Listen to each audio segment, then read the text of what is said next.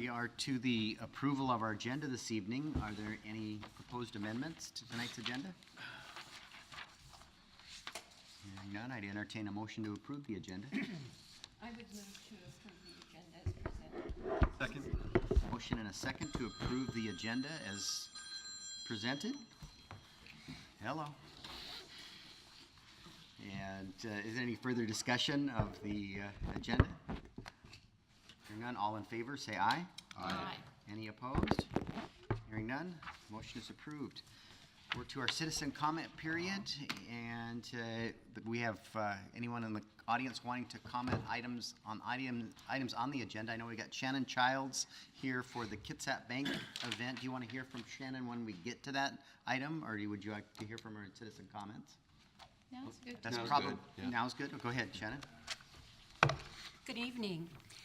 I'm Shannon Childs, Senior Vice President and Marketing Director for Kitsap Bank, 619 Bay Street, and I reside at 623 Kitsap Street. I want to thank you for the opportunity to speak with you about an item that will appear on your agenda a little bit later in the City Clerk's items. Kitsap Bank will be celebrating our 110th birthday on August 8th, and in honor of the occasion, we've decided to get a facelift. Hey, you would too if you were 110, right? The name and longstanding family ownership is remaining the same, but we are changing our look rather dramatically. So you will soon see a new logo and color palette reflected in our signage, our paint colors, our employees' logo wear, advertising, and everywhere the brand touches. We will be launching the new brand at our Kitsap Bank with our Kitsap Bank family on Saturday, August 4th here at our corporate campus in Port Orchard. The 110th birthday bash and epic brand launch party now has over 600 RSVPs from our employees and their family members. As you know, our corporate campus encompasses properties on the east and west sides of Orchard Street and the north and south sides of Bay Street. Our event will cover the entire campus. 8 food trucks, 7 of them located in our parking lot on the south side of Bay Street, will serve our guests.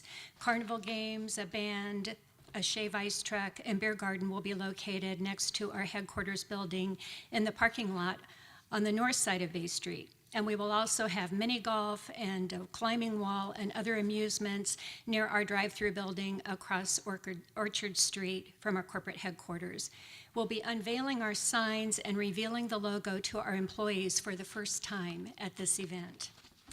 We've been working with Brandy and Janine and Michelle in the city clerk's office on the special events permit, in which we've requested to close Orchard Street and the city's parking spaces in the marina parking lot from 8 a.m. to 7 p.m. on August 4th. And we're also asking that we can gain permission to close Bay Street from 2:30 to 6:30 p.m., rerouting traffic to Kitsap Street and down to Sydney.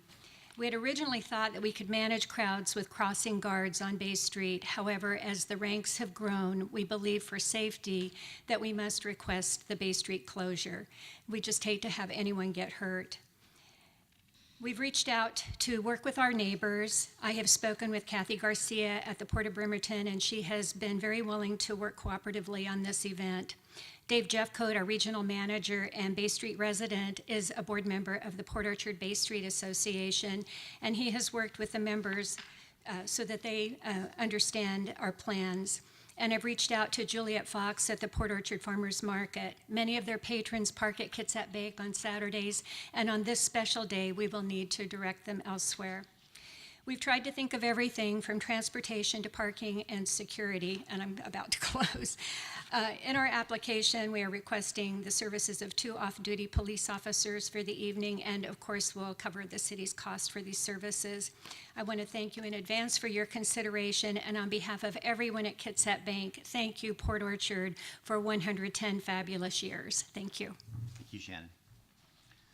And then the other gentleman we have in the gentleman we have in the audience this evening is Brian Nielsen, and he's here for our first business item. And I know our agenda says it's a letter of support for the Circuit Northwest, but when staff and I discussed this, you'll see a resolution of support that's on the dais for your consideration. Would you like to hear from Brian now in the comment period also? Okay, so maybe Brian, if you can just give a high overview of what it is that the racetrack is about. Yeah, thanks for having me. I appreciate it. I'm here representing the Circuit of the Northwest track project. I grew up in Port Orchard, went to South Kitsap, graduated from South Kitsap, and actually I'm a new resident of Port Orchard, so glad to be back. My family's been in business for nearly 70 years in Kitsap County, and right now we have an opportunity that we think is going to be pretty darn good for the county and the surrounding area, Port Orchard especially.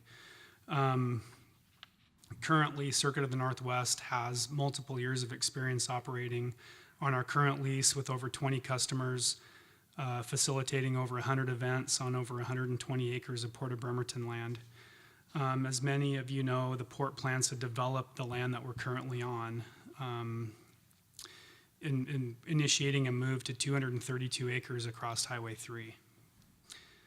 In preparation for moving to this site, we've secured a 50-year lease with the Port of Bremerton, and we've also obtained land use and site plan approval from the City of Bremerton. We've also engaged with a world leader in facility design and secured a relationship with an owners group of professionals who have developed numerous tracks across North America. During this time, the past 3-4 years, we've invested over $750,000 into this project. The move to the new site has a lot of advantages, mainly giving the current users a home, which I'm going to go over a list of current users. The track's really close to here, but a lot of people don't know what we do out there. So I'm going to go over a list of users. We feel constructing a regional center with the ability of holding spectator events, such as sanctioned racing, Friday night drag racing, an event area for concerts, festivals, car shows, a track for motocross practice and racing, a karting facility, an area for driver skills training, police and fire training, and a possible STEM learning lab for our local school districts. The project will directly benefit the South Kitsap community and with activity and recreational options as well as facilitate filling vacant land not only at the port but throughout our region. The next steps in our project will be completing a market demand study to verify what we feel the viability of this project is. From there, we will determine the stakeholders and level of involvement and move towards construction, hopefully next year. The users currently for the park, we have a Society for Creative Anachronism. They do the June Fair. That was last weekend. Another client's Porsche Club of America. They do driver skills training and autocross. Sports Car Club of America. They do novice training skills and autocross. Bremerton Sports Car Club. They perform skills training and autocross as well. Drafts and Drums on the Drag. It's a charity event benefiting PTSD Foundation. That takes place September 22nd of this year. Moto West, which is a motocross track that does practice racing and ATV riding. We do Team Tortoise off-road motorcycle racing, Bremerton Cruisers Motorcycle Club. We do Pac West MX Series. This thing's flashing red. I don't know if my time's up. Pacific Northwest Vintage Motorcycle Club. We do athletic training for motocross. North Kitsap Abate Motorcycle Club, Northwest Knights Auto Club, Cascadia Supermoto Club, Kitsap County Sheriff's Office, Paulsbo Fire Department, Fire Truck Certification Training, Bainbridge Fire Department Certification Training. So there's a lot that goes on out there, and it's only 10 minutes from here. So we value the support from the City Council and look forward to positive changes with the community. I appreciate your support. Thank you. And that's our first business item. We'll talk more about that when we get to it. Nielsen. Okay, we are on. Any other citizens wish to address us, Mr. Childs? You're the only one left. He didn't hear you, I don't think. No? No? Okay, all right. We'll leave you alone then. We'll close our first citizen comment period. We're to the consent agenda. Move to approve the consent agenda as presented. Second. Motion and a second to approve the consent agenda as presented. Further discussion of the consent agenda? Hearing none, all in favor, say aye. Aye. Any opposed? Hearing none, the consent agenda is approved. We are to our only presentation to the night. Mr. Mayor, Yes, sir. I was just wondering if the council would indulge in rearranging the agenda. We have a large audience here to specifically deal with two issues, and I'm wondering if we couldn't Tackle those deal two with those issues? two issues first before we Certainly. ask them. They're more than welcome to stay through the presentations, of course, but Noah's PowerPoint presentations. I are know it epic. is one that is riveting. I've seen it. All right. So, All right, well, no one objects. We'll jump into those two business items, circle back, and then finish our business items. All right, business item A says letter of support, but actually it's a resolution of support for the Circuit and Northwest track. And Mr. Nielsen has a funding request at the Public Facilities District, and they're having a special meeting on Monday night.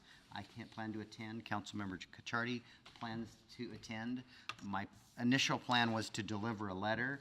When I talked to Brandy about that, she pointed out that last year I had already provided a letter of support, and that possibly a resolution would be more powerful to present that at the meeting on Monday night. So the track is, as Brian said, out by the Port of Bremerton's property on the other side of the highway from where they're currently at, because the port's going to eventually develop that property. And Brian's been working on this project, I want to say for 10 years, but maybe it hasn't been that long. Not quite that long. Okay, 5 years anyway, quite a while. And so this is for, the Public Facilities District, Kitsap Public Facilities District has funded a number of projects and is yet to fund one in the south end of the county. And I think it's really important that we get a project. There's been projects on Bainbridge Island and in central Kitsap and North Kitsap. And I think it's our turn. Mr. Clausen? Mr. Mayor, I would move that we would approve the resolution showing that the City Council of the City of Port Orchard is supportive of the Circuit of Northwest Track project. Second. Motion and a second. Further discussions or questions? Hearing none. All in favor of this resolution of support, say aye. Aye. Any opposed? Hearing none, the motion carries. Congratulations, Mr. Nielsen. I'll see you on Monday. And next one is item number F, is a approval of a special event application, Kitsap Bank 110th Anniversary Employee Launch Party. And I guess you want to read that staff report?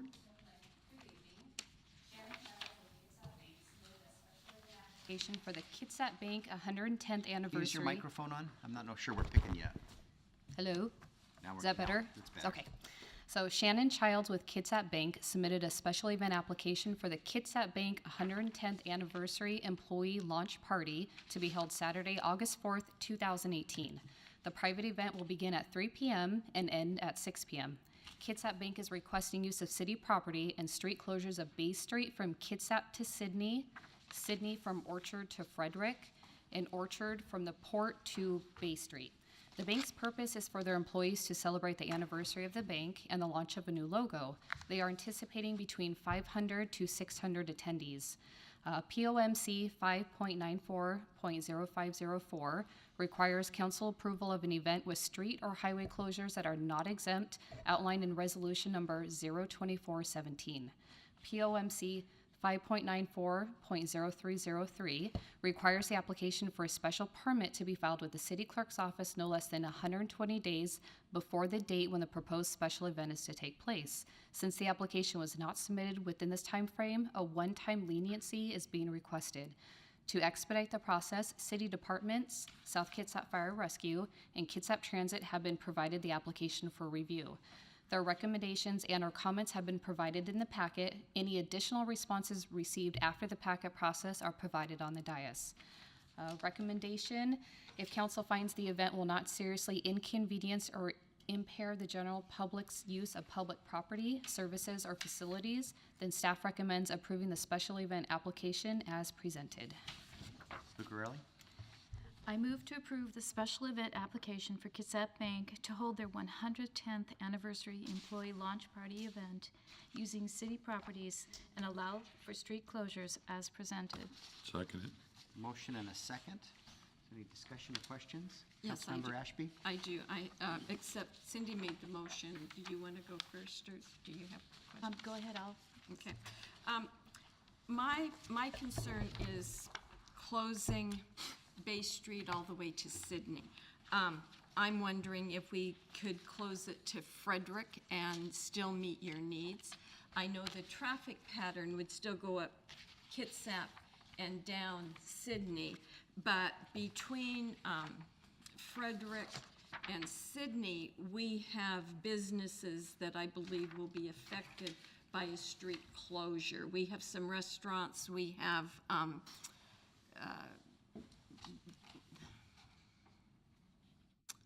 the Mercantile, or the Josephine's is in there. And I just think if we could keep Bay Street open from Fredrik to Sydney, that would be better. And I don't think it would affect your party that much.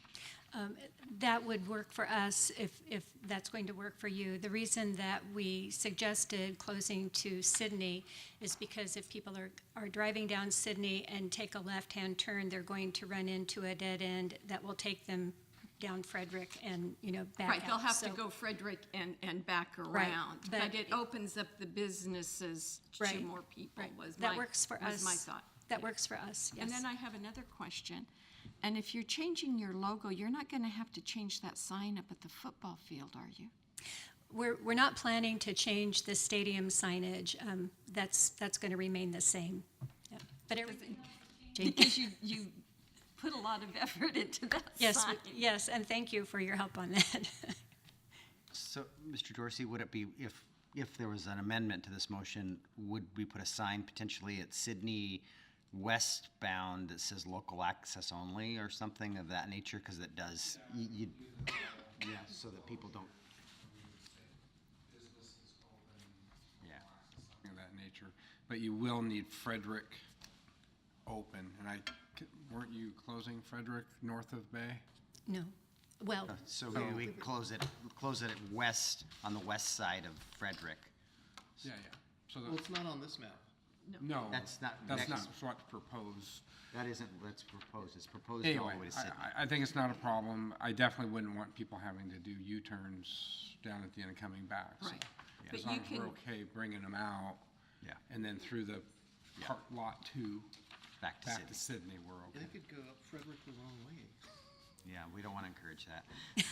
Mr. Kucharity? Just a question on kind of ingress, egress, looking at the times you're going to be closing Bay Street between 2:30 and 6:30, and based on your attendance numbers, is that enough time on either end to get people in and out? approximately half of our guests are actually going to be parking in Bremerton, and Councilman Clausen has been very helpful to us with ferry service with Kitsap Transit, so they will be leaving town on foot. And the majority of the people who are coming from the south end will be parking at county facilities or on surface streets here and walking down. So we don't have a plan for anyone to park in the bank parking areas at all. Okay. Mr. Chang? I was just curious if you had considered Sunday the 5th instead of a Saturday?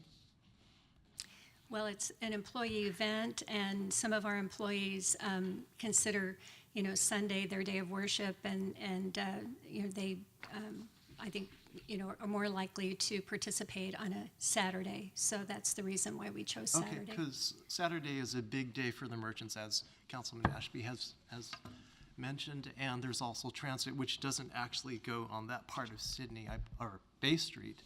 But Sunday would have less of an impact on some of these merchants. I was just wondering if it had ever occurred to you guys to consider a Sunday instead of a Saturday? Yeah, as I mentioned, we do have employees who possibly would not be able to participate because it's a day of worship, it's a family day for them, and so we felt that Saturday was more appropriate for that reason. Well, there are people who go to church on Saturday too. So you can't get everybody, I'm sure. Right. Yes, Mr. Lucarelli?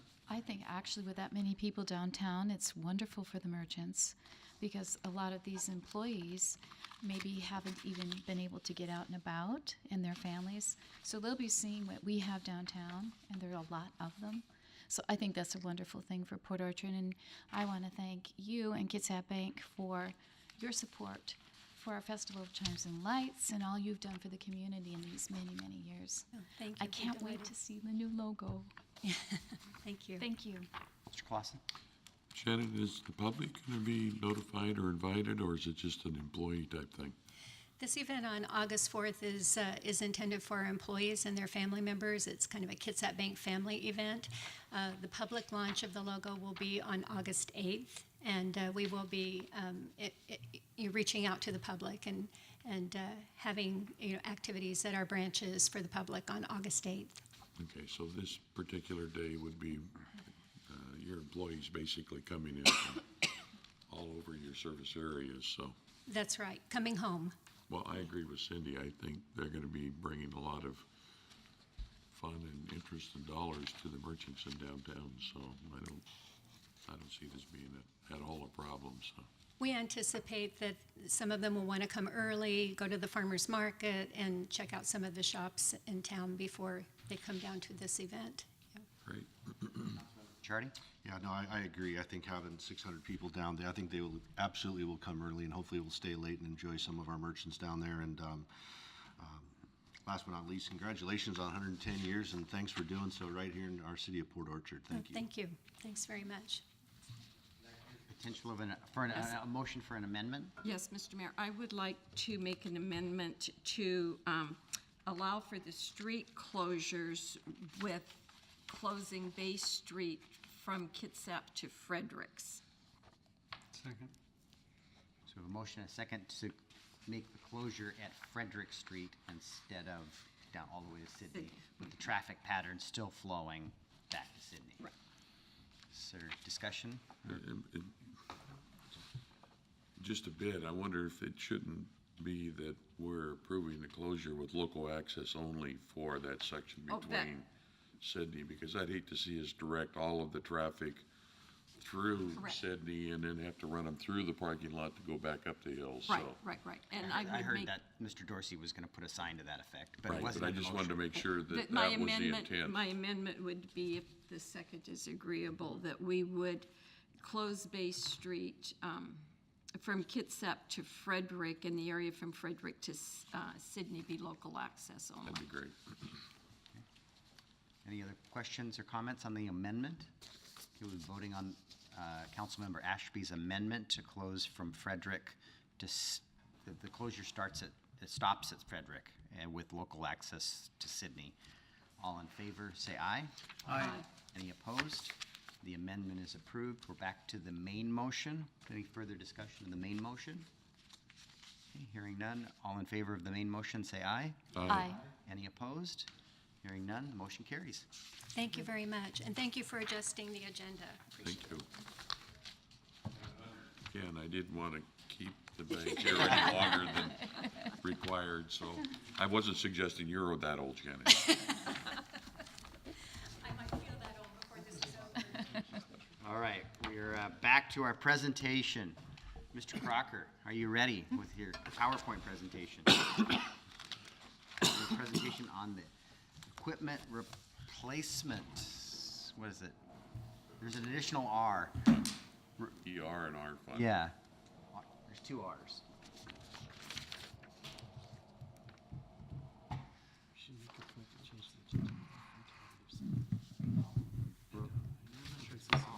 And that It is revolving, you're right. I read it. Equipment rental revolving fund. There we go. Oh, there you go, revolving. All right. Evening. So tonight's presentation is going to center on the Equipment Rental Revolving Fund, also known as ER&R. And we've talked about this, establishing this fund over the last few months, and most recently at the council retreat. So in this presentation, I included the RCW that you can refer to, or you can't. Now I can. But I'm not going to go through The test. the Oh, I text with it. But I think what's Put on my important glasses. I need those. The purpose is to create a centralized fund in which to manage our equipment and assets in a programmatic way. In the early creation of the ENR, we intend on combining all our rolling stock type equipment into the fund to better track our maintenance, operations, and the replacement of our fleet. In the future, once we are up and running, we'll consider other equipment such as IT. So to lead off tonight's discussion on the ERNR, I wanted to briefly highlight some of the characteristics of our current fleet. So when we look at our current fleet, you'll find that 50% of our fleet is for public works and 49% is for the police department, with 1% being for DCD. More importantly than the characteristic of what the fleet is, oh, did I miss one? Yes. This is a little hard to see, but I think what's really important for ENR is talking about the age of our fleet. And what we found is that when we looked at the public works fleet, 43% of the fleet is under 10 years of age, which means that 57% of our public works fleet is 11 years or older. When we looked at the police fleet, we found that 54% of the fleet is 5 years or younger. Again, which means that 46% of the fleet is 6 years or older in the police department. Now, I think it's fair to mention that police vehicles are typically used harder and are significantly routinely in for maintenance and operations, so they have a shorter useful life typically, so we prefer to see the police fleet younger and turnover more frequently than we would other departments. One important takeaway is that a large portion of our fleet is past its normal useful life. I think that's what this slide kind of got to me, is that we do have an old fleet, both in the public works and the PD, which again is where the ERNR fund comes in to really assist the city in making program decisions to maintain our fleet, operate it, and then replace it when it's needed to be done. So now, going back to that slide, I see, so it's 14% of our public works fleet over 21 years old? Is that what that color is showing me there? Yeah, 16% is 20 years or older for the public works. Okay, is that a 14? Oh, correct, here's 14%. Okay. Yeah.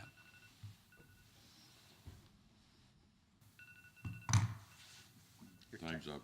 Time's up. Timer is going off. I don't know why. All right. So again, this kind of shows that we do have an older fleet, which the ENR should help us manage. So the ENR, to establish the fund, we are identifying all the fleet of the city, verifying current information like mileage, make, model, year purchased, and the useful life. All this information is being used to manage in the creation of the management of the program. What's important to understand is that we are consolidating all our fleet vehicles into a single fund, which will help us to be more transparent and better manage our fleet. Assets will be managed out of a single fund and rented back to departments to cover the operations, maintenance, and replacement of those vehicles. To start the fund, the assets will be transferred in with an additional cash contribution representing the year-to-date, life-to-date, however you want to describe it, depreciated value of those assets. The current assets will be assessed at a replacement value and assigned a projected useful life. Again, the important thing is that departments will be renting. That's where the whole ERNR comes from, the rental. They're renting these vehicles in order to pay for the operations, maintenance, and replacement. So when we took a look at the current fleet and the replacement value, we estimated that the current cost, if all of our vehicles and our rolling stock assets were destroyed, it costs about approximately $5 million to replace all those currently. The estimated depreciated value, so that cash contribution I was discussing, is right about $3 million. So if we had established an ENR 10, 15 years ago and had been contributing to the replacement of these assets, we should have about $3 million in cash in the fund available to repurchase the vehicles as they come to their time, which means that the estimated asset value is roughly about $2 million.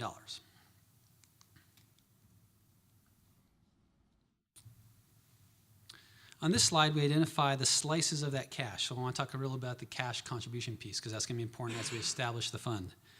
When we look at it, we have calculated that the different pieces are representative here of the different funds. We have the storm fund, the water fund, street fund, and then the general fund. So we calculate that the storm fund should contribute approximately $276,000 in cash to establish the ENR&R. The water sewer fund should contribute $870,000, street fund roughly $400,000, and the general fund approximately $1.5 million to establish the ENR&R fund. The combination of all that again makes up the $3 million of cash contribution to make up for the depreciated value.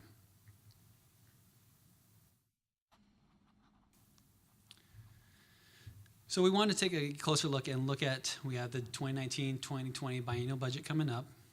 As we're thinking about cash contributions, payments going into the fund, I wanted to identify clearly a plan to fund this $3 million. So again, we identify up top payments to go into the fund of $3.05 million. And we identify the different funds. But we also look at what do we have currently that are sources, and those are in the blue. So currently we have equipment reserve funds established in our governmental funds, or general fund, street fund, and in our enterprise funds. So taking those fund balances and sweeping those into our new ENR fund will fund about roughly $1 million of that $3 million need, which leaves us $2 million of contributions in cash still needed. Again, we identify based on the fleet where those funds should be coming from and how much that is. And again, we find about $1.4 million should come from the general funds, and the other $612,000 should come from the enterprise funds, the water sewer and the storm.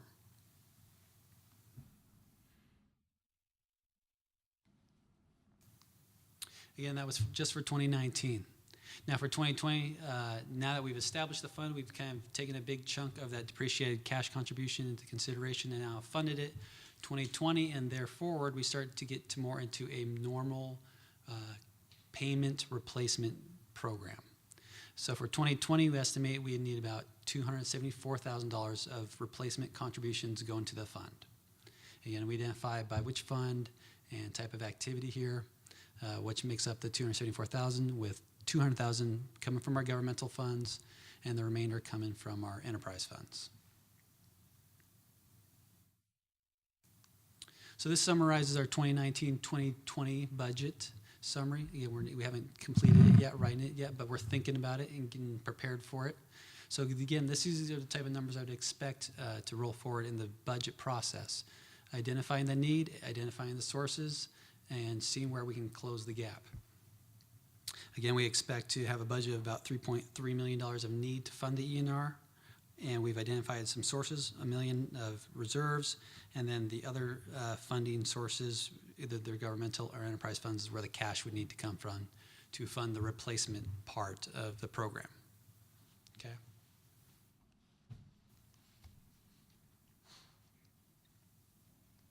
So next we'll review the forecast of those payments. So like I said, once you get past 2019, the initial large cash outlay, it looks to be a more programmatic replacement plan. Now the reason this is a declining schedule rather than a level is because we haven't factored in yet, as you replace a vehicle, you're bringing a new asset online, and that will then have a new replacement plan itself. This is just only looking at our current fleet and what type of payment contributions would need to be made in order to fully fund that replacement. So it's not taking into consideration the new fleet that's coming in 2019, 2020 as we start to purchase vehicles. Once we start to consider that, you'll see the bars kind of go up and level off at a certain point.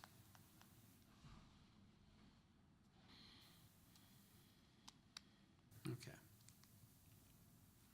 In this slide, we break it down now by fund.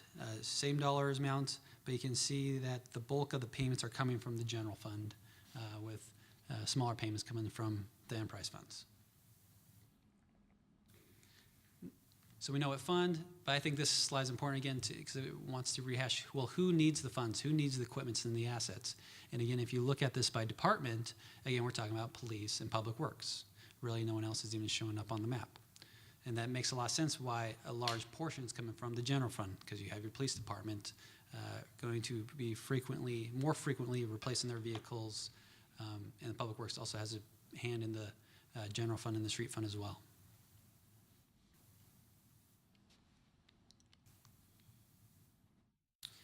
So far we've reviewed the amount of cash needed to establish the E&R fund, as well as the contributions that would need to be made over time to meet its useful life.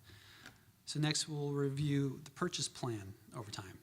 So one part of it is payments going to the fund, the rental payments for replacement. The next is, okay, we got money in the fund, now we're actually gonna do something with that money. We're gonna replace vehicles. And what does that look like?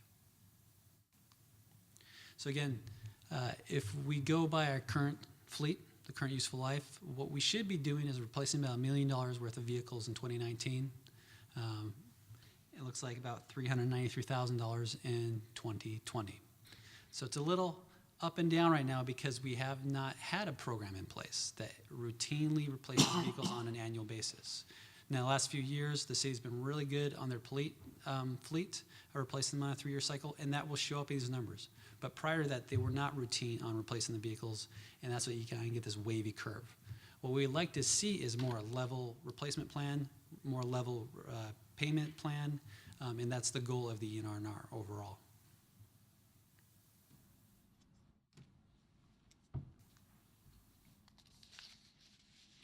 So again, for 2019, we have about $1 million of equipment that we would replace. We can look at that by fund. The general fund is anticipated to replace roughly $433,000 of that. Street fund, about $106,000. With the water sewer fund, $470,000. Again, if we want to look at this by department, you see the two primary players are Public Works and PD.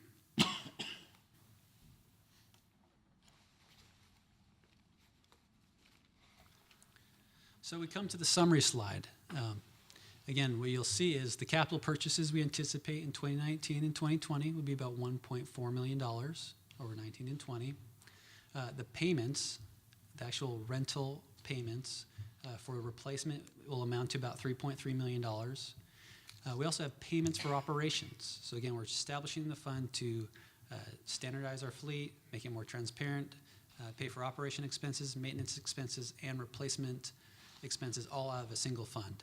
So we have operation payments that we'll also make as part of the rental payment. And we're estimating that about $300,000, which is primarily for fuel.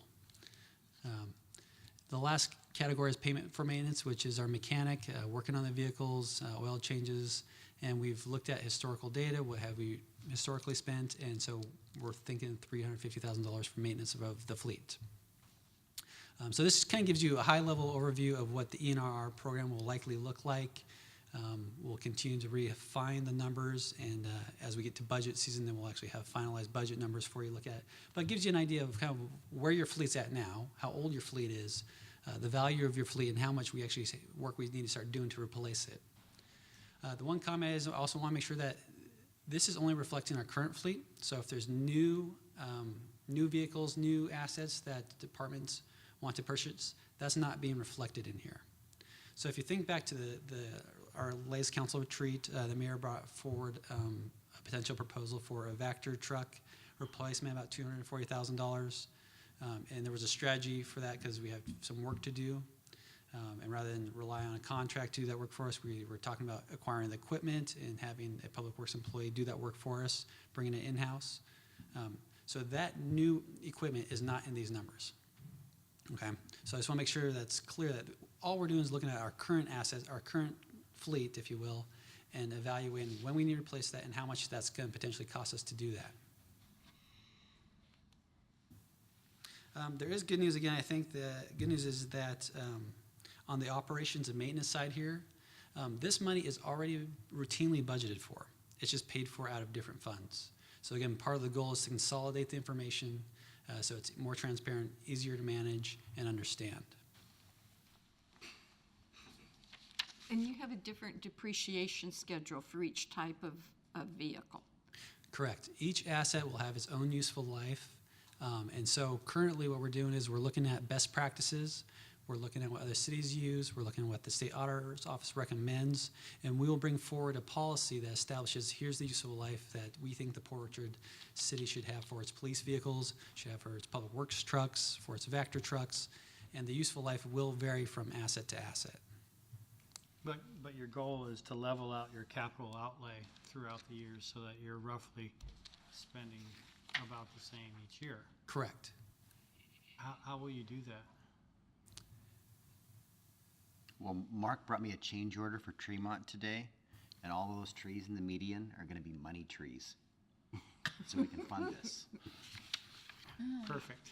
I So want it's one of gonna those. solve all of the problems, but Yeah, I don't know if you'll ever get to that perfect world. Yeah. But again, I think a lot of things that we're doing here in the city this year and next year are baby steps. Making the right steps in the right direction, establishing the program's a big step, making those contributions, getting it funded, seeing what's come down the line, and making a commitment to actually pulling those vehicles off the road, surplusing them, and replacing them with new equipment in a standardized fleet that represents City of Port Orchard brand is a huge step in the right direction. in all seriousness, though, gosh, 7 years ago, we didn't have reserve funds at all. And we knew that our reserve amount needed to be about $1.2 million, and we couldn't do it in one budget cycle. And we're just about there, and it's taken a number of years to get there. And in reality, there's a big number up there, but we need to implement a plan and incrementally eat away at that dollar amount, and eventually we will get there and have a much better fleet as a result of that. Seems like an interesting challenge to try and do that with the different shelf lives of the different vehicles. Yeah, Gardy? Yeah, I don't think it's quite as complicated. I mean, these are complicated slides, but because of the way it's being rented back, think of the vehicles we purchased in this current budget. I don't know what the total number is of the police cars that we've already budgeted for 17 and 18. 3 a year is what we've been doing. $180,000 or something, roughly. And so we're already outlaying that cash out of the general fund, but now that general fund dollars really goes to more of a rental expense. And then the payment of the new asset is coming out of that ER&R. And so it isn't as much of a cash variance as what you would think. And then over the life cycle of each asset, depending on its depreciation schedule, and moreover, let's just say it's going to be 10 years would encompass all of our assets. That's where you're going to see over a 10-year period things really leveling off. And so I think it's just more of a process of the flow of funds to be able to manage it under one fund versus right now you have all these pieces and parts all over the place. And I think it's much more responsible to look at these assets and maintain these assets and replace these assets in a timely fashion. Mm-hmm. So I think it's a great program. Mr. Clausen, you had a question? I was going to share some of the same things Sean just did. It's basically funding your depreciation schedule in a sense, but the other part about it is it takes a little bit more careful analysis of which fund is being charged for what, so that we do a pretty good job now when we do the acquisition, but this, as time goes on, the water utility will be paying its fair share, as will the storm utility and so on. So the only other thing that I'm assuming, and I just want to verify it, that when you surplus one of these, there is a value to that.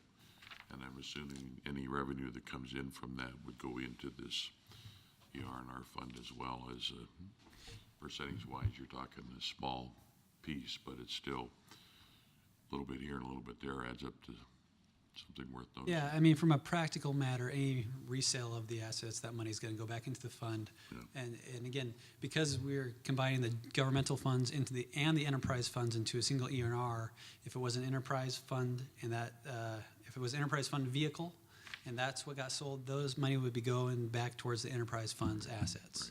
Right. So from a practical matter, the answer is yes. From the modeling and projecting, we're assuming there's no resale value because most of our fleet is, again, past its useful life, so the secondary market value on those vehicles is going to be very, very low.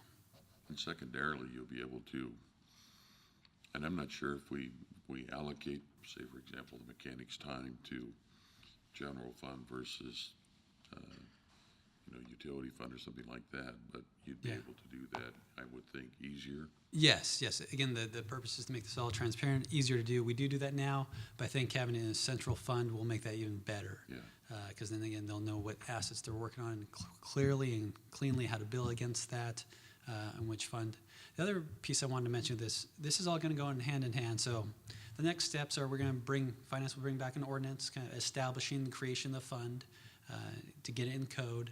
We'll also then bring back a policy document, an A&R policy that will kind of contemplate the useful life and all these other policy mechanics. So we'll bring the ordinance first, then we'll bring the E&R policy. We'll also bring forward a fleet standardization policy. So this is something that the council has expressed that they want.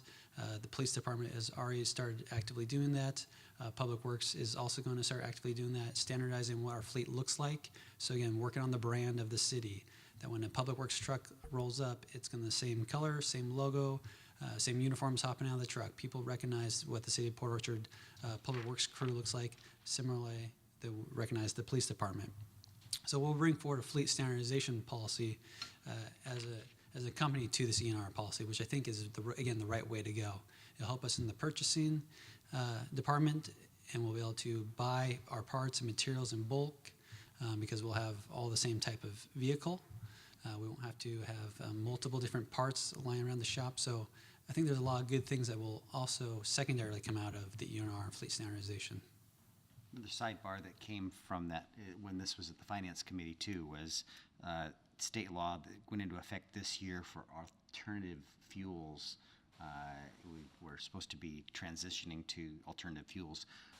There are exemptions for police and utility vehicles, and we're under the threshold on our fuel consumption, but we can't ignore, we're not allowed to ignore the law, so we do need to make plans for transitioning our fleet to something other than gasoline, in particular those administrative vehicles as we buy, things for public work, or excuse me, our engineers or inspectors or the DCD employees.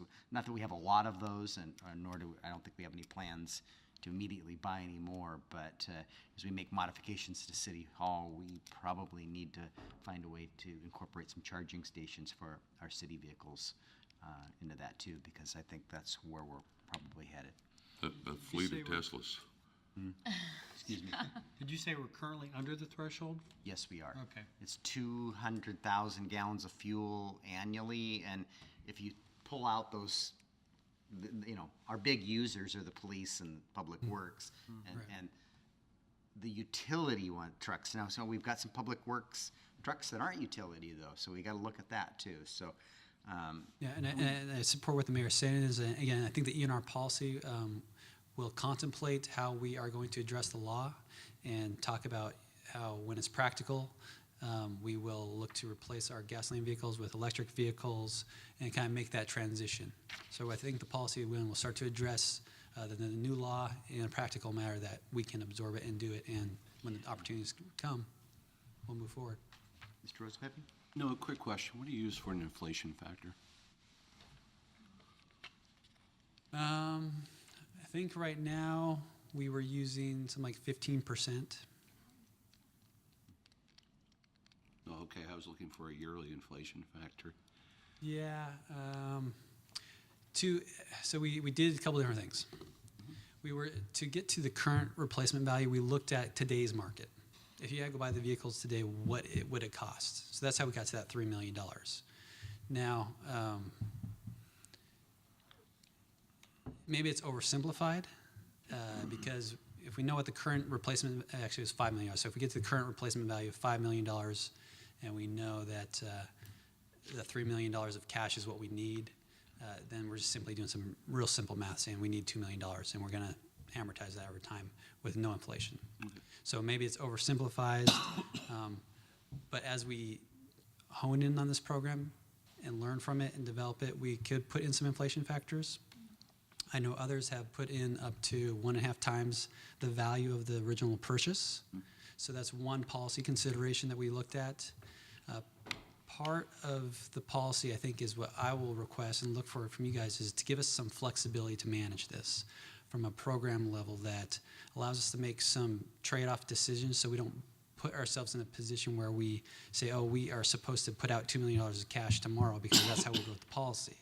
But it gives us some flexibility to manage to a practical, reasonable level that replaces our fleet when we need to, but have some management parameters around it. And something like that, I think, is where you'll see in the policy, depending on the asset, depending on how the asset's used, will determine kind of what a range of reasonableness might be. What's interesting about the useful life tables is that as we've talked to everybody, there's no set standard that, hey, this is it. Washington State has its own OFM useful life table. Different cities have their own useful life table. And when you talk to the state auditor's office, they say it's really upon the city to determine what that useful life table is for them based on best practices, the use of the fleet, how those vehicles are used, and what you want to do with the fleet. So another kind of tool in this policy, I think, will be not just the age of the vehicle, but how many miles are on it. So if I have a truck that's 15 years old, but only has 5,000 miles on it because we use it to the mailbox and back, I'm not going to be as concerned about replacing that vehicle, even though it's in the age category that you would say I need to replace it. I'd be more concerned about the vehicle that's 5 years old that has 200,000 miles on it and the rubber is just pulling off the tires. So I want some tools like that to kind of actually be able to analyze the fleet, the assets, and say what makes the best sense for the departments with the funds we have available, and continue to address this as a long-term strategy and plan. Thank you. Member Chang? No, I was hearing terms like purchase, asset surplus, but also lease and rentals. And it made me think, are any of the vehicles being leased, or are we owning them all? Currently, we don't own it all. And I think in the policy, you'll see this is a tool I will put in there that perhaps an element of this to address this large cash outflow is financing. We could work with the state treasurer's office to have a lease, the local program, lease option capital asset lending program, local for short, where they routinely finance equipment and assets for municipalities. And they get really low interest rates because it's the city of Washington borrowing the money and lending it back to the city. So that type of program might be a tool that we would use to address this large outlay of cash. Are So there rather also than- programs for leases that include maintenance? No, I mean, the local program, the program I'm talking about is really primarily just, it's a loan, basic loan program. The vehicle costs $50,000, we'll loan it to you, we'll write you a loan for $50,000 for 5 years, you make your annual payments. The operations maintenance, the ENRR itself will take care of the operations and maintenance. And as you acquire the new vehicles, again, they'll have warranties with it. So as long as it's under warranty, we would take it back to the main I think normally when you purchase, you're purchasing off of like the state contract, and they go out to bid for the price of the vehicles. Generally, their bids don't include things like maintenance or extended warranties or things of that nature. Well, when you lease a vehicle, over the term of the lease, whether it's 2 years, 3 years, 4 years, you're still paying for the depreciated value over that term. And so it really is de minimis at the end. Yeah. It's almost just like that rental, it's almost like what we're creating. You don't have to worry about surplusing it, though. You just give it back. Yeah, you could. The amount of miles we put on some of these vehicles, you could accelerate it way beyond the, you know, the. Yeah, but I think it's a good point that there will be a financing element in the policy to say, hey, here's a tool we might want to use rather than going out and using all our cash. Let's borrow the money, build that into our replacement payment plan, and establish a loan with the state treasurer's office. If I remember correctly, you managed that fund. Yeah, I used to run that program, so that's why I'm very intimate with it. And a lot of cities have done it for their fire trucks and do it for their, very similar. We had entities come and say, hey, we're going to replace 20 police vehicles, and we're going to do it over the next 5 years. And so we would help them through that process. And again, in the state treasurer's office, we had incredibly attractive rates, much better than you could get in them anywhere else. Councilmember Lucarelli? May we have a copy of the presentation? Oh, absolutely. Thank you. Yeah. Anything else? Okay, thank you, Noah. So again, next steps from here, I'll bring back an ordinance kind of creating the establishment of the fund in the code, and then we'll work through the finance committee to kind of bring the policy forward along with the fleet standardization policy, and you'll just see that over the coming months. Okay? Perfect, thank you. Thank you. Okay, we're back to our business items. We're to 7B, which is adoption of an ordinance approving a franchise agreement with West Sound Utility District. Mr. Dorsey. Thank you, Your Honor, council members. West Sound Utility District, determined to be both a special purpose district and a municipality, has historically provided water and sanitary sewer services to the city of Port Orchard. Both parties have now concluded that it is in their best interest to enter into a franchise agreement to establish terms and conditions under which services will continue to be provided. Staff recommends adoption of an ordinance, thereby establishing a franchise agreement between the city of Port Orchard and West Sound Utility District. Ms. Lucarelli. I move to adopt an ordinance thereby establishing a franchise agreement between the City of Port Orchard and the West Sound Utility District. Second. A second by Councilmember Rosa Pepe. Discussion or questions of this? It was a long time coming. We got it done.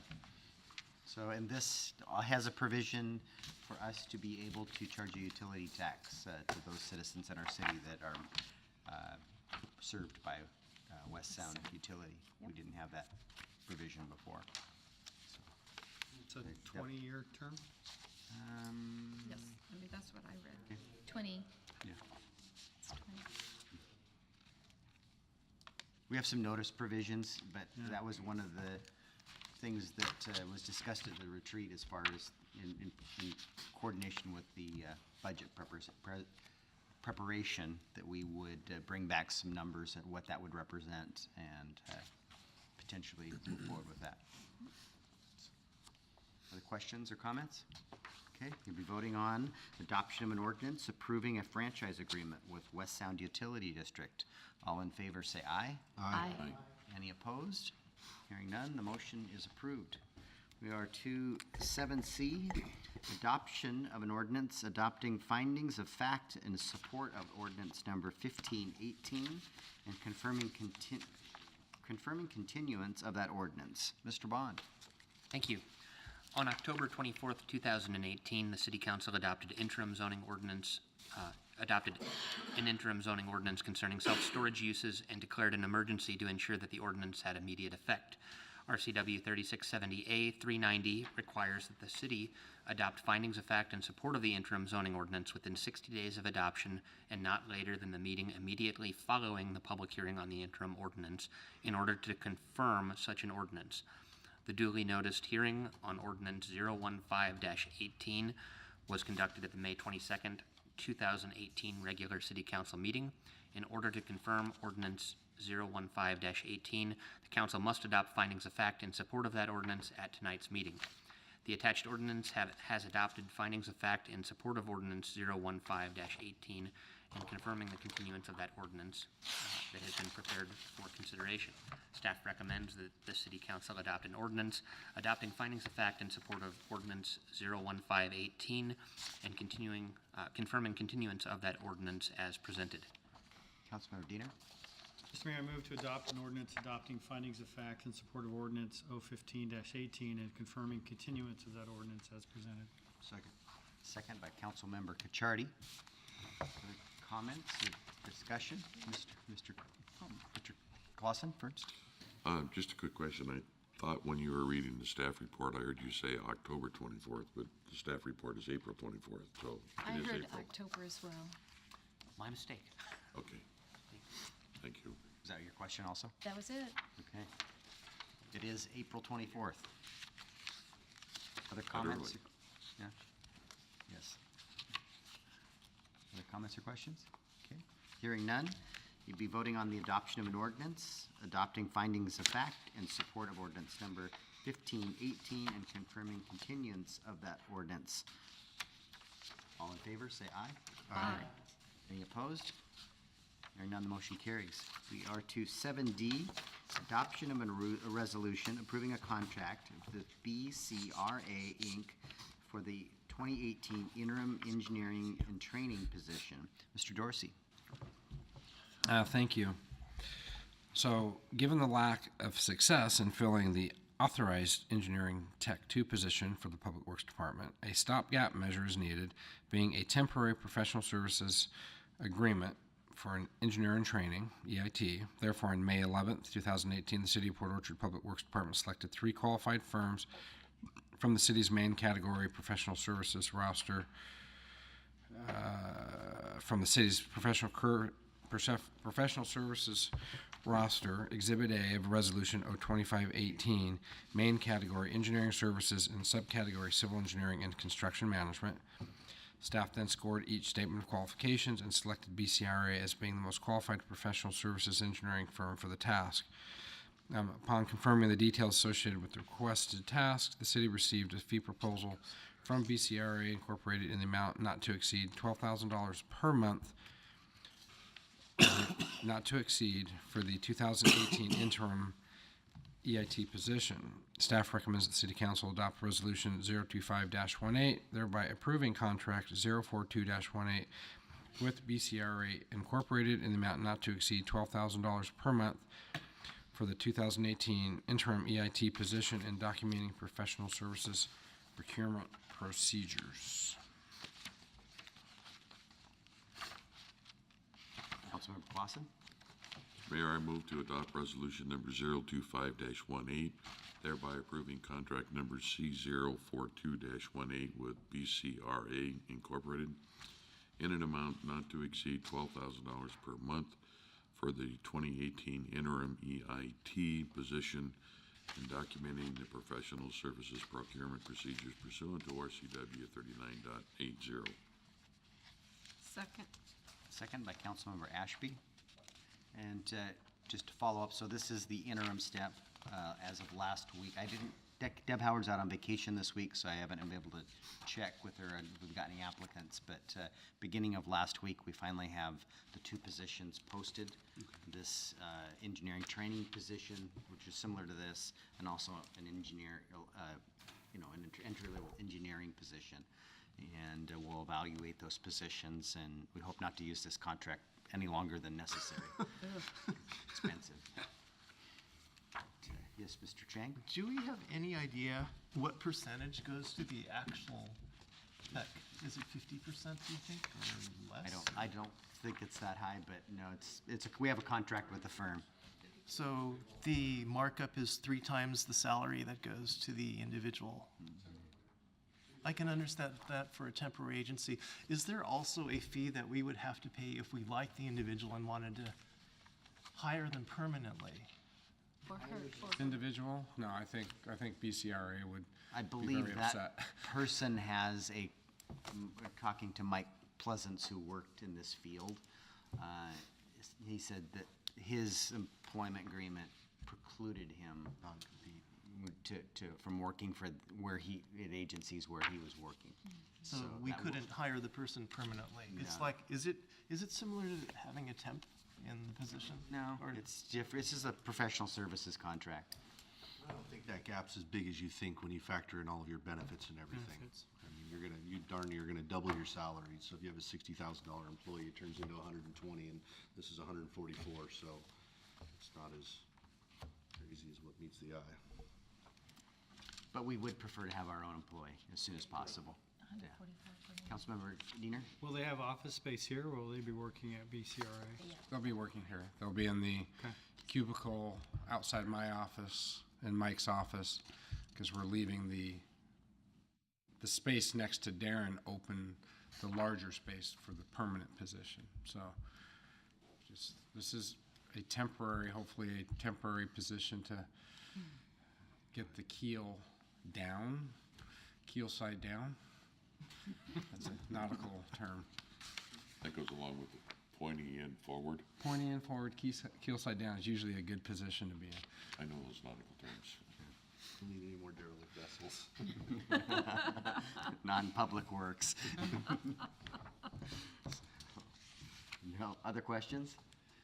Okay, you'll be voting on adoption of a resolution approving a contract with BCRA Inc. for the interim 2018 engineering tech position. All in favor, say aye. Aye. Any opposed? Hearing none, your help's on the way, Mark. All right, we are on to item 7E, adoption of a resolution approving a contract with Sullivan Heating and Cooling, Inc.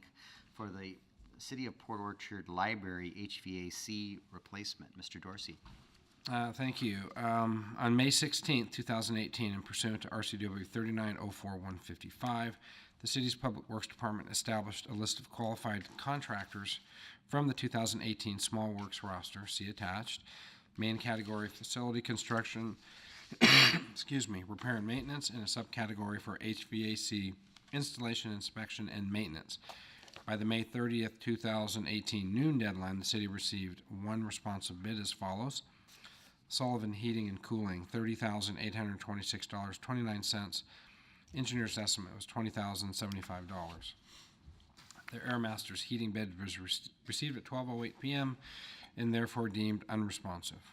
On June 5th, 2018, the city's Public Works Department completed the MRSC mandatory bidder responsibility checklist and confirmed that Sullivan Heating and Cooling, being the lowest qualified bidder, had a valid city business license.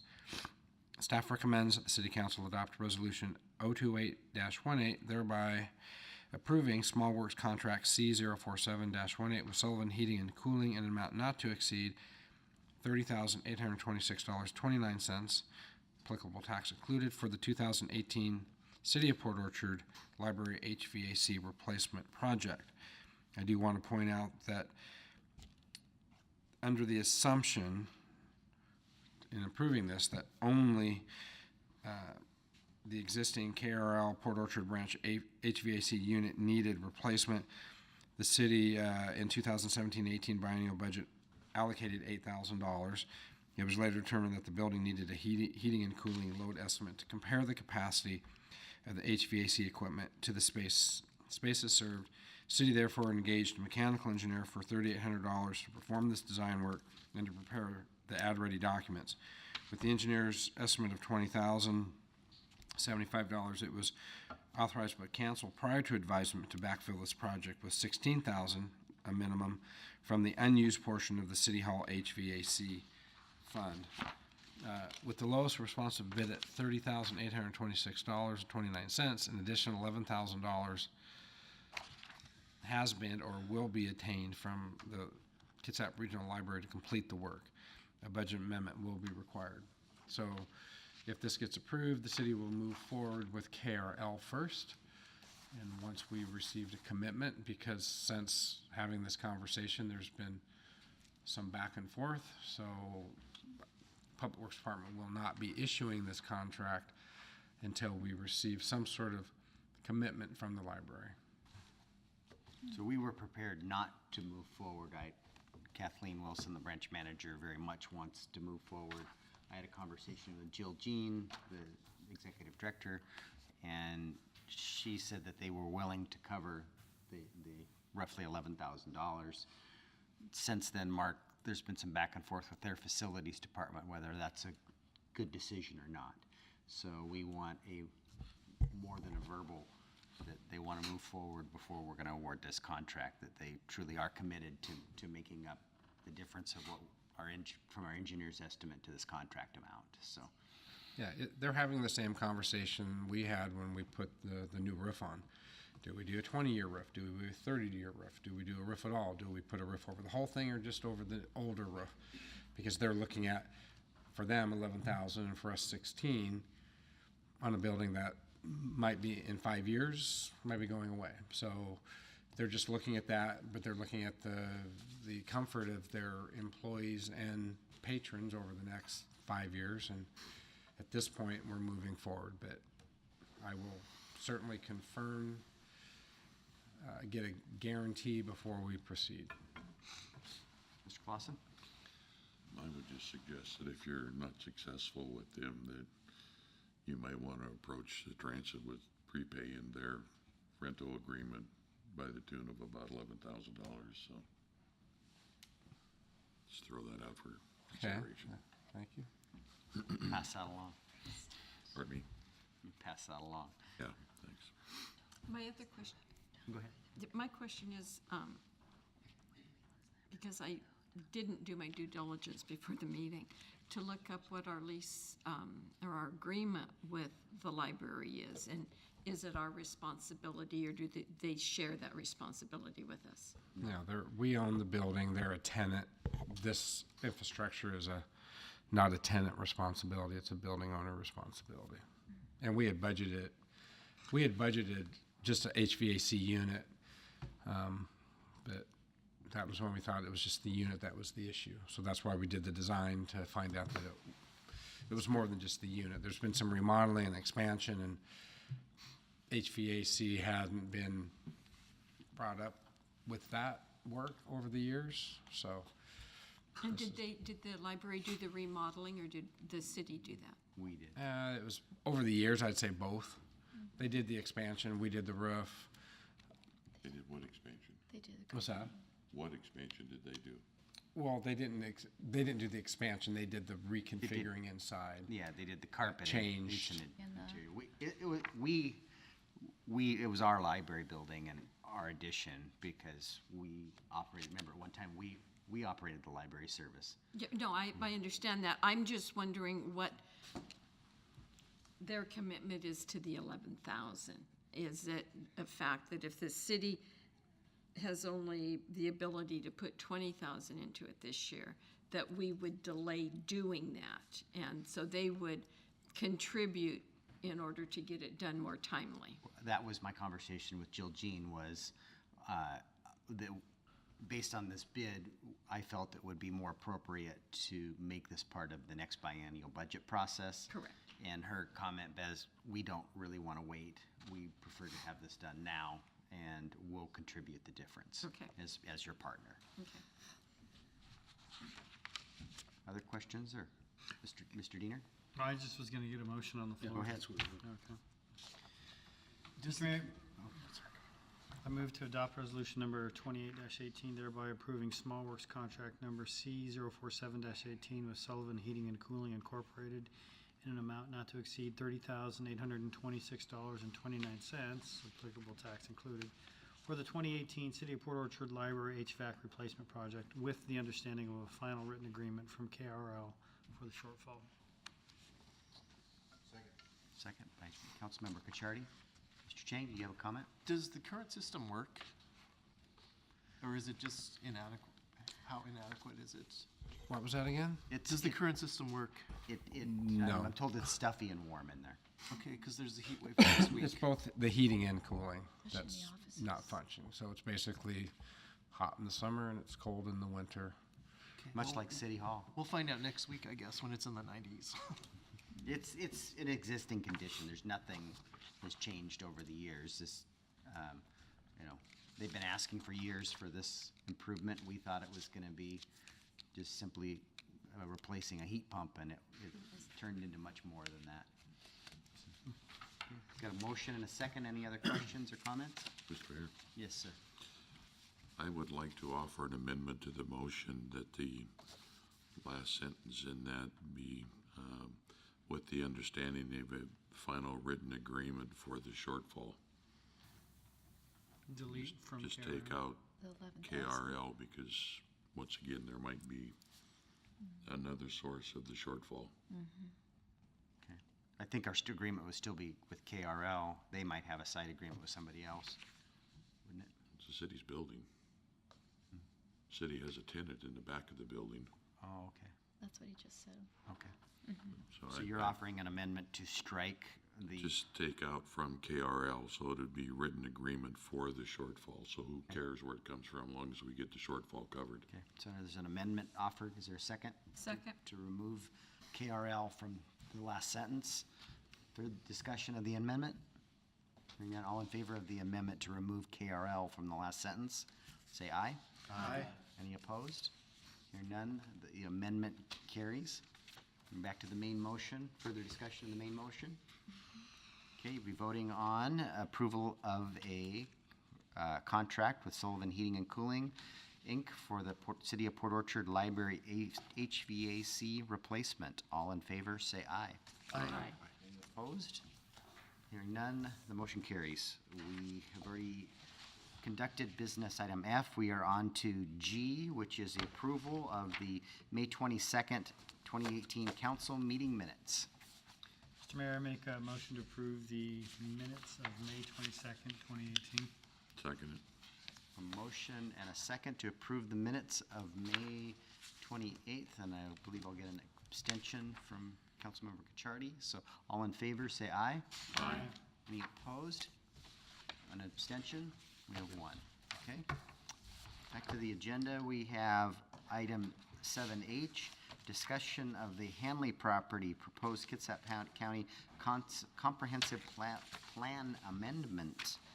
And Mr. Diener, do you want to recuse yourself, or are you prepared to participate in this discussion? I'd like to recuse myself, and if there is a final letter that goes out, I'd like to have that noted as well. Okay, sounds good. Maybe you want to step from the dais for a few Yes. minutes, and we'll retrieve you. So, Mr. Bond, I believe? Yes, so this item was discussed at the meeting on May 22nd, and I now realize that at least one or two of you may not have been at that meeting, and so I want to make sure that you know where this is. It's described in the staff report, but a specific address wasn't given. It's between Mile Hill and Madrona on Fircrest, which is immediately adjacent to the South Kitsap Fire Station. And so I've kind of zoomed in on the area there, and Janine has her cursor right in front of the building there, if you can see it. Mile Hill is the road across the top of the page, and McDonald's would be to the very top right of the page up on Mile Hill there. In any event, we've been notified by Kitsap County that a property there has, property owner has requested a rezone. It's a very unique circumstance because it appears that several buildings and uses have been established that are inconsistent with the existing zoning and would, in all likelihood, also be inconsistent with the proposed zoning, which is commercial. It appears that the use of that property as a construction yard and equipment storage is really an industrial use, and so the direction that we received from council last meeting was to draft a letter and bring it back to you for your consent, whether that's a motion or a head nod, that's up to you. So the letter that's been provided states the city's concern, number one, about piecemeal rezoning, where you're creating irregular boundaries by creating an island of commercial property surrounded by residential on all sides. It also points out that this rezone is not going to fix this non-conforming use, that it really is still going to be non-conforming, and that if they want to rezone this area, they really need to look at it as a whole area-wide rezone, including all of the property, and make a very regular boundary. And so we're suggesting that it shouldn't be approved in its current form. If they revise the proposal, obviously we would offer future comments on that proposal. So if the letter looks good with the addition that notes that Mr. Diener did not vote on this and recused himself from the discussion, with that addition, if this looks good, I'm prepared to send it, but I'm happy to take any suggested revisions. Does that need to be in the letter itself, or is that just referenced here this evening? I think I would note it in the letter itself. Okay. Councilmember Clausen? I'm not entirely clear on the piece of property that we're talking about, but just to make sure that the properties to the south is essentially the fire department, correct? Yes, correct, and I can zoom in here. This is some Bing Maps. Not quite sure how to do street view here. I think that'll do it. So yeah, it's this Hanley construction property.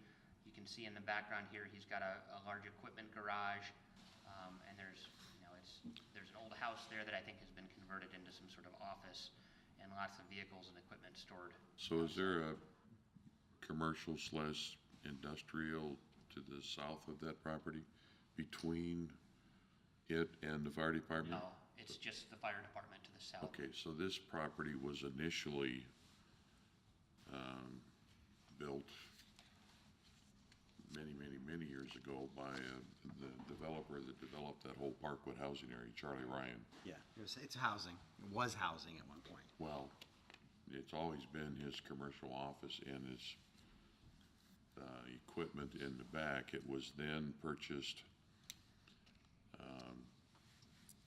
just exactly who purchased it, whether the city purchased it or the West Sound Utility purchased it, but that's where West Sound moved to when we tore down the old facility and built a new treatment plant down on the waterfront.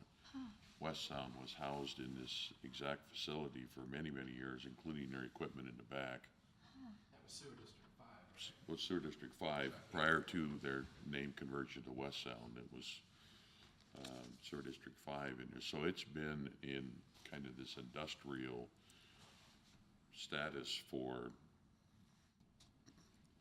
35, 40 years at least. Isn't a governmental use though, public facilities? Not- Well, no, because when West Sound, they sold it, and it was, I believe it was purchased privately, and now apparently Hanley owns it, I guess, but West Sound owned it for a while, then they sold that when they built their new facility over there on Lund Road. Mr. Mayor, even with understanding the history of the property a little better, the request is to change it from urban high residential to urban high commercial. And even with what you've said, Mr. Clausen, it's an industrial use. It's not a commercial, it's an industrial It's use. not commercial in the sense of retail, it's more of an industrial. But Right. the So- other thing is that it is immediately adjacent to the public facilities, or the fire department, whatever, Right. public facilities, which is part of, I believe that's where they maintain their fire trucks, is out of kind of the backside of their property there. So there are other similar type industrial uses, even though it's owned by a public entity. Right, but the letter states that our concern is that if they change it to, rezone it to commercial, it's still gonna be non-conforming. And so our request is that they don't isolate that property, but take in the whole area so that it's a better boundaries. Everything And- to the north, but And it be industrial and not commercial, because that's how it's being used. Is that how am I understanding it correctly, Mr. Vaughn? Correct, because if there is a legal non-conforming use on the site, that use can be maintained in perpetuity. It can't be expanded, but changing it to industrial would allow for expansion, and I think there may have been some incremental expansion over the years that is an area of That's what's dispute. driving this code enforcement action is they've incrementally expanded the industrial use beyond what was historically done there. They bought some neighboring houses. And so now the county's trying to correct this, and what staff has brought forward, we don't think they're correcting it. They're making it commercial, which is still non-conforming. We're at the letter, as Councilmember Ashby pointed out, we're saying, hey, if it's industrial, make it industrial, and don't spot zone this piece, look at the whole block. yeah, because that entire block, if you look at Madrona to Fircrest, I mean, if you get on the Madrona side, you've got the restaurant there at the corner, you've got what used to be I don't know what it was, some kind of a slough processing facility there. Now, there is some apartments, I believe, on kind of the backside, south side of that block. But then there's the fire department, there's this facility. If I remember correctly, there's a couple, 2 or 3 residents as it continues to the north, and then that big vacant lot that's been for sale for years. I believe that's commercial, but I'm not, I won't sort of. I believe it's residential, but they've applied for a performance-based zoning to do some kind of mixed-use type of development there, but I don't know whether that project is actually going forward or not, or if it's just in the kind of conceptual phase. Well, I certainly am not opposed to the letter that's, suggesting that they do something more comprehensive than just that spot piece of property, but I'd hate to take the position of what's going on there now, we're opposed to it, because it's been there for, Yeah, and that's say not what the 40 letter's years, yeah, doing. The letter's yeah. saying, if you're gonna change it Change to it industrial, because comprehensively. that's what it is. yeah, Yeah. yeah, no, I'm supportive of that. So is there a motion to support, send the letter?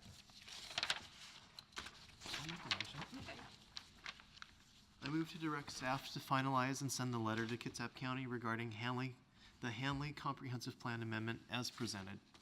Second. A motion and a second by Councilmember Rosa Pepe. Further discussion of the letter? Hearing none, all in favor of the letter, say aye. Aye. Any opposed? Hearing none, and with that, as we heard, Councilmember Diener will be listed on the letter that he abstained from the discussion and the letter. Okay, back to our agenda, and we are to our council committee reports. On the Finance Committee, I think you've got a meeting coming up. Scheduled here June 19th, June 19th Wow. at 5:15 here at reprieve. City Hall. Okay.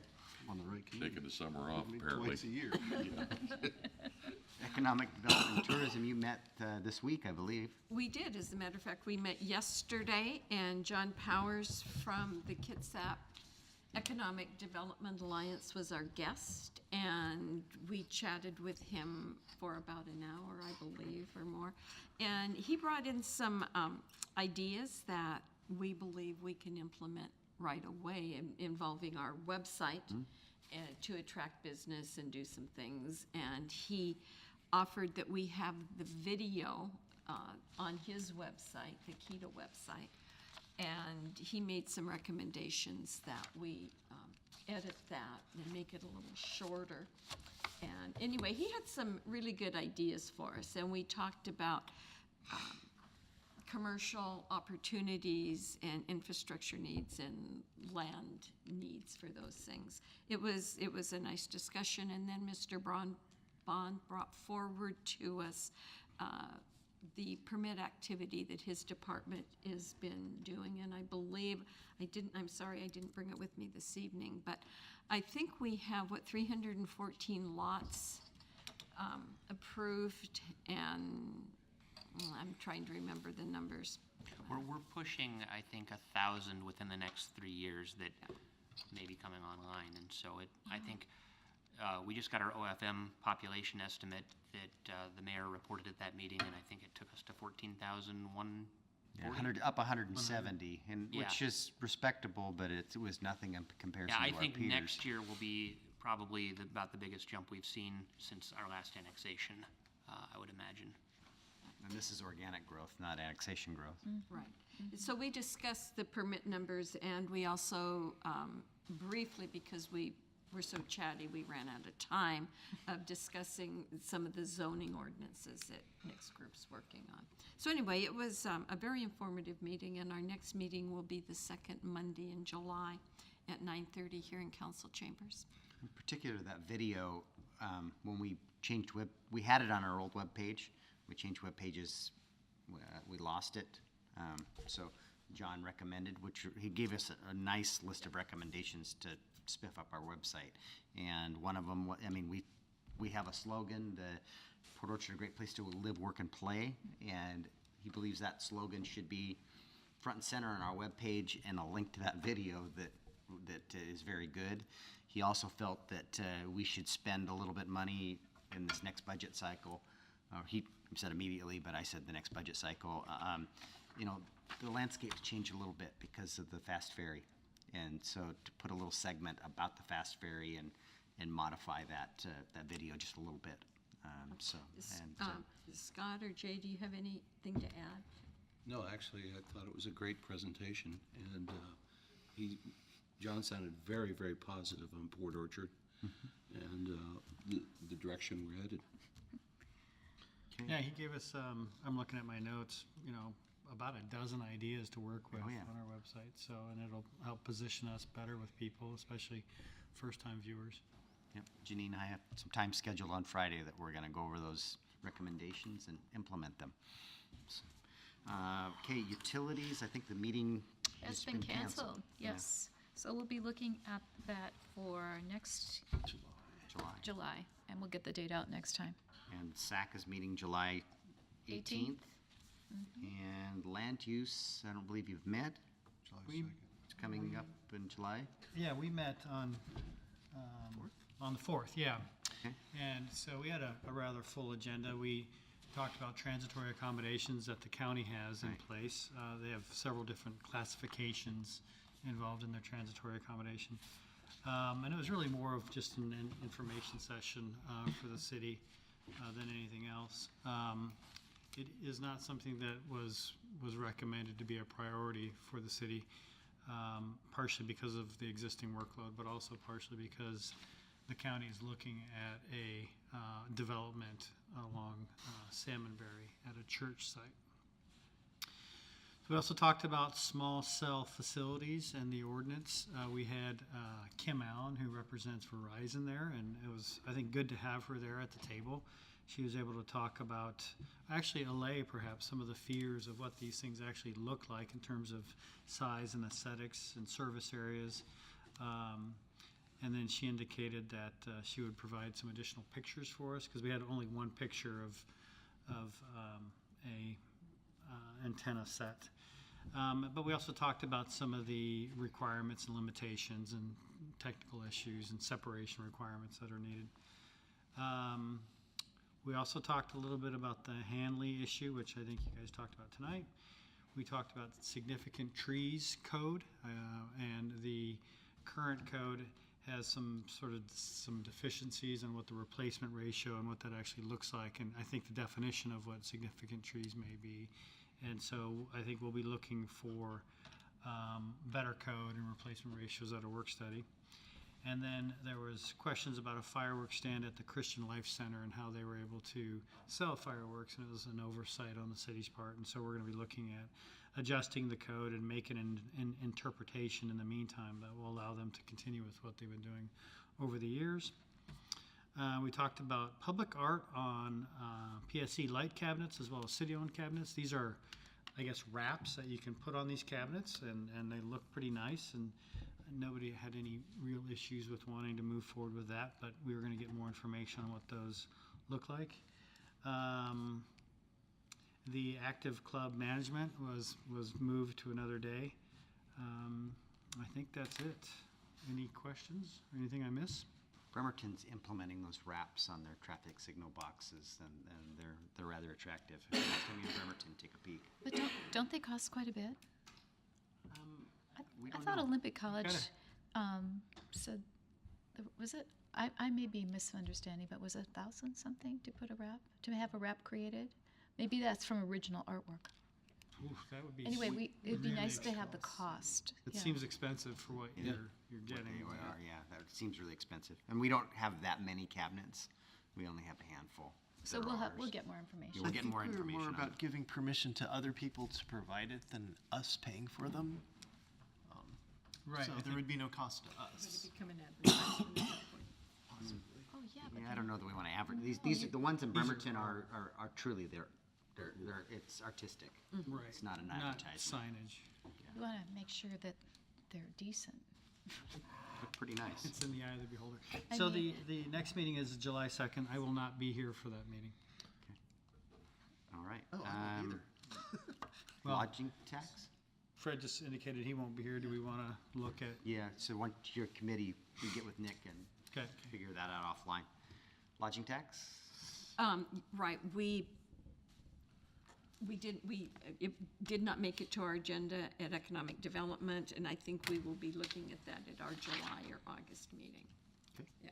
Chimes and lights, anything to report? No, next Monday at 3:30 here at City Hall, and just want to say that utilities will likely be July 16th at 9:30 here at City Hall. Okay. Outside agencies, I got a few things to report, and maybe Beck's got something too for KRCC. KRCC, we had the transportation awards were voted on, and we received our award for the Bay Street Path West, which takes us from the ferry terminal to Cheers up the boulevard and ties us into Tremont. Almost $500,000, but not to, it's 21 or 22, 19, somewhere there. 22. 22, so it's next, not this budget cycle, but the next budget cycle, we'll need to plan for our $75,000 match for that planning effort. I attended my first Puget Sound Regional Growth Management Policy Board on Thursday over in Seattle, and we went through, it was a 3-hour meeting that went through a visioning exercise for the, are we 2040 or 2050? What are we planning for? They're 2050. 2050, the 2050 planning process, and it was actually it went by pretty quickly. It was quite interesting, and glad I went over.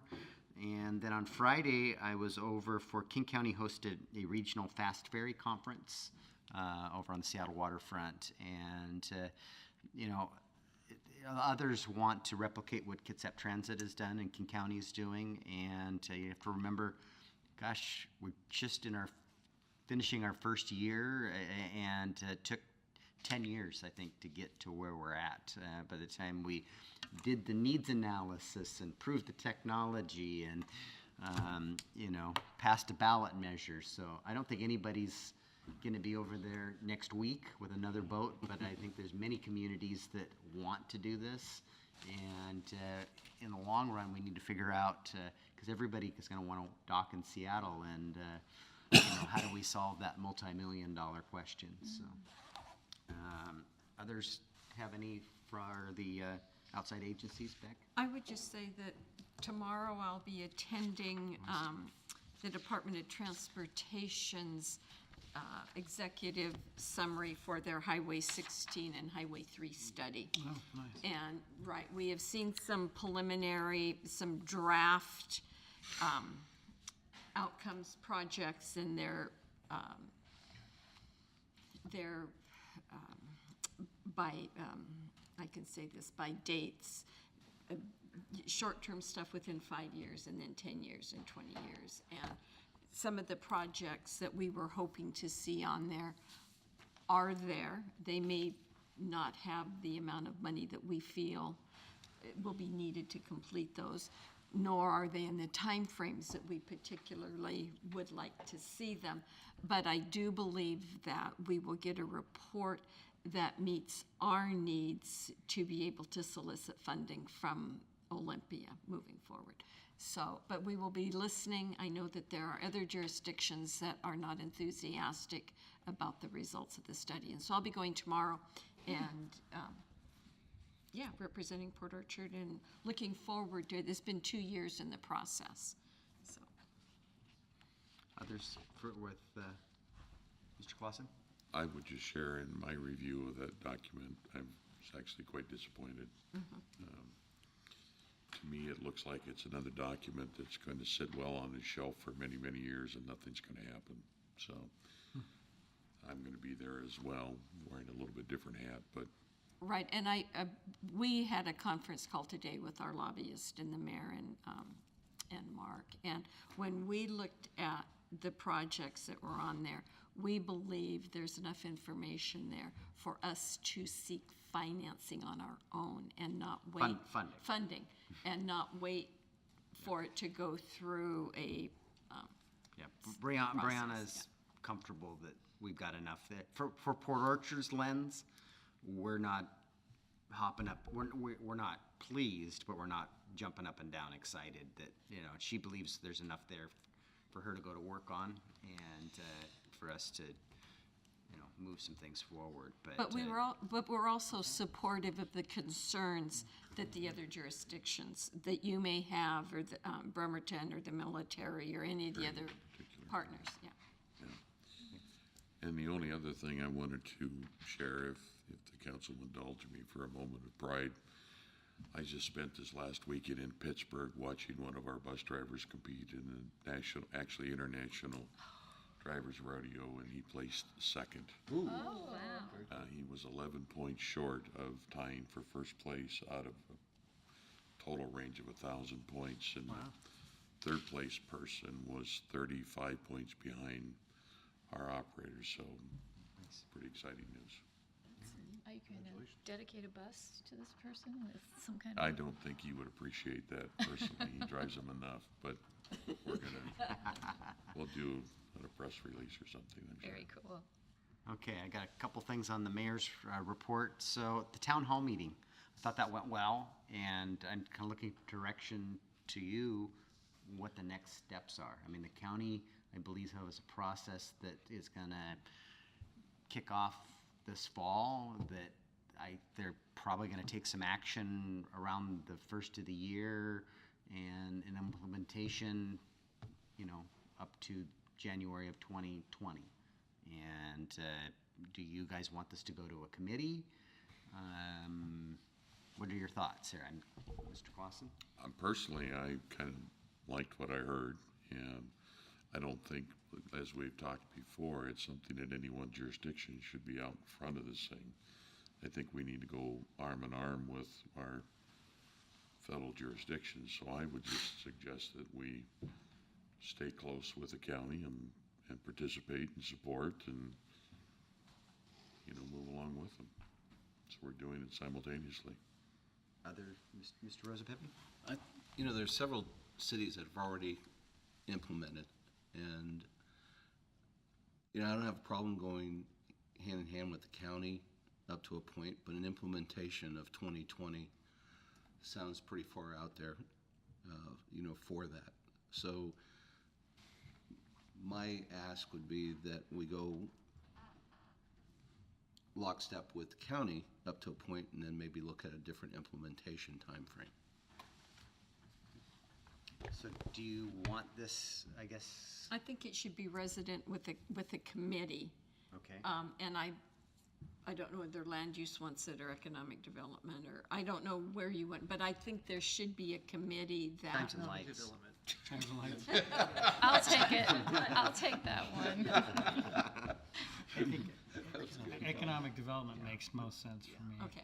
And then I also think that we ought to consider what the county's doing, but we're not necessarily beholden to any sort of implementation timeframe like Jay mentioned. I think we need more information. I really do. Right. I feel that there's not enough information yet. Okay, so I'm hearing taking it to land use, or to economic development, excuse me, economic development. Potentially that committee then needs to get a hold of this draft ordinance that the county's looking at and take a look at that, so.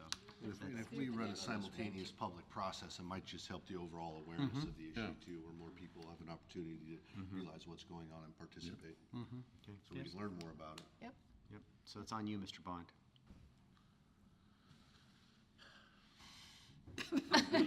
We're all looking at you. Okay. All right, moving on. There's some, Mark and I handed this to me today. This is just a 60% concept for the Pocket Park at Rockwell. Don't get spun up about, Synthetic lawn. synthetic lawn. We're not gonna put AstroTurf down there.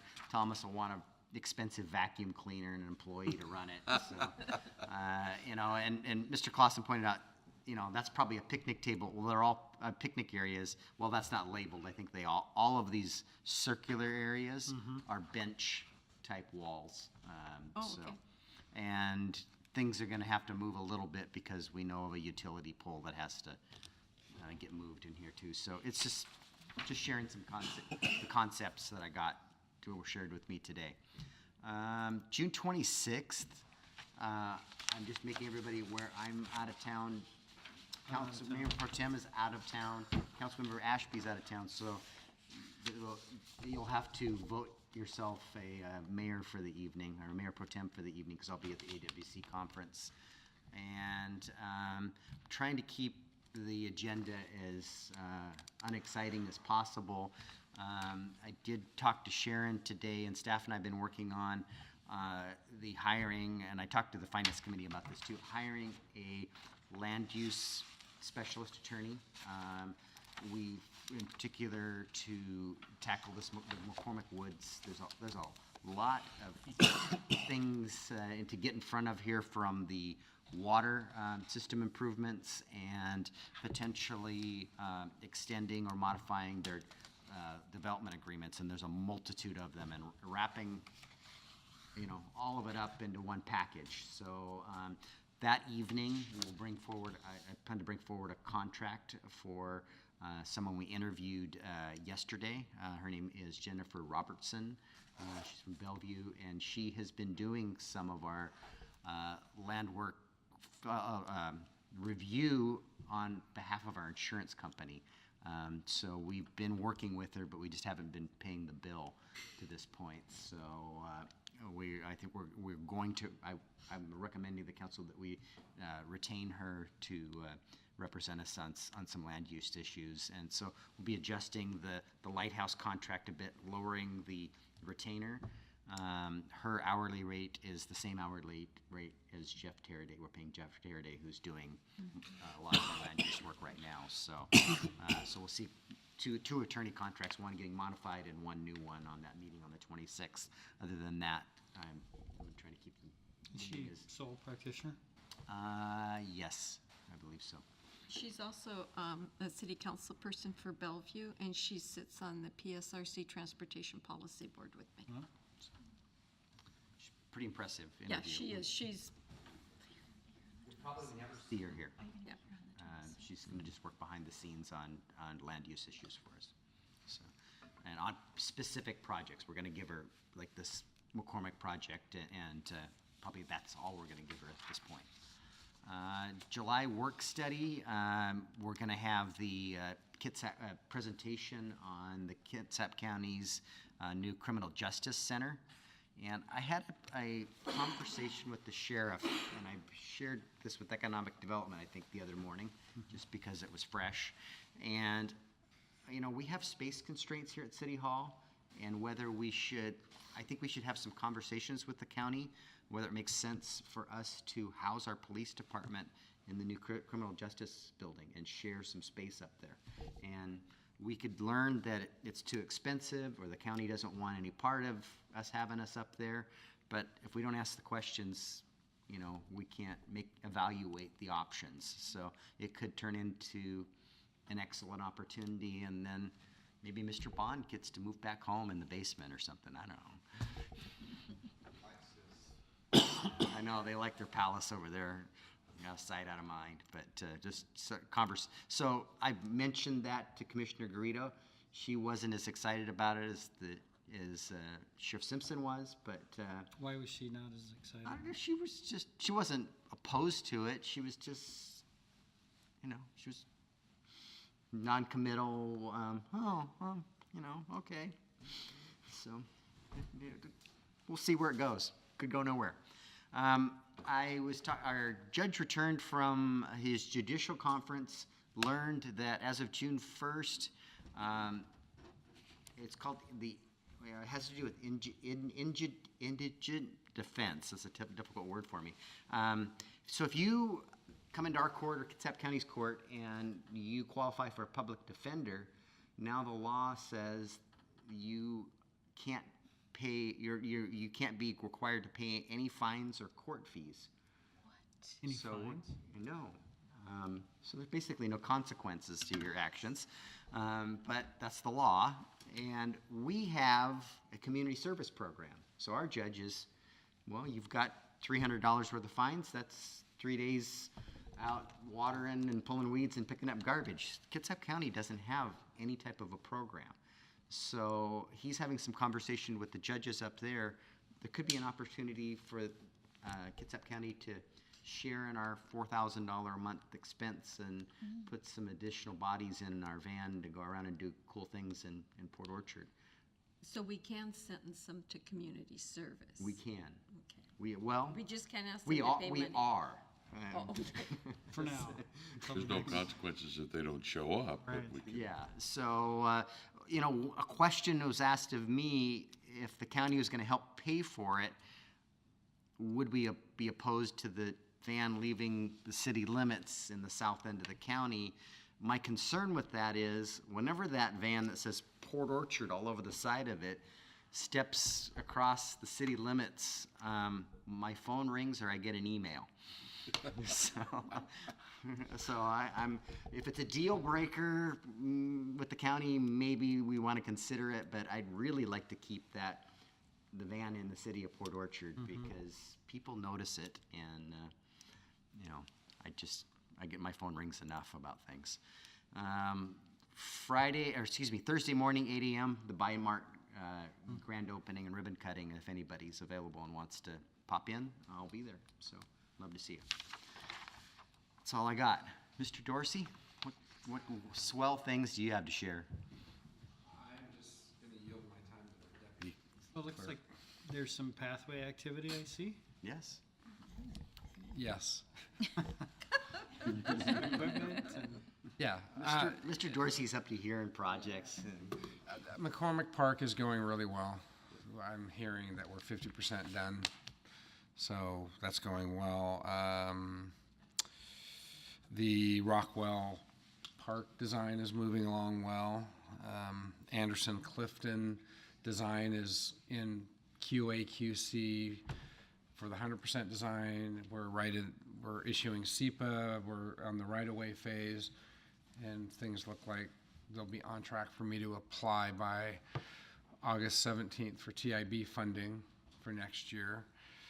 Well 9 is started. Tremont is moving forward, and Bay Street is moving forward. So, on top of other just day-to-day stuff, like brackets for buildings, and which I actually do have a design now that I'll be putting together. Thank you. So, we're talking about the banner. So, I'll have to have it fabricated, but yeah, I've got enough information to put something together. perfect. Thank you. Just for the banner. We're not talking like a bunch of other stuff. This is for the banner. Just to get the banner up at this point. So, That's it. all right. Mr. Crocker? I only have one announcement tonight. The Finance Department applied for a grant with the Washington Finance Officers Association for $5,000 for a summer intern, and we were awarded and received the grant. So we are actively reaching out to the colleges, community colleges, anyone in the accounting background field to introduce them to municipal accounting. So we're hoping to get an intern in for the summer, fully paid for by the grant. So we're excited about that. Nice. What about all extra bodies downstairs? Extra bodies downstairs. Yeah.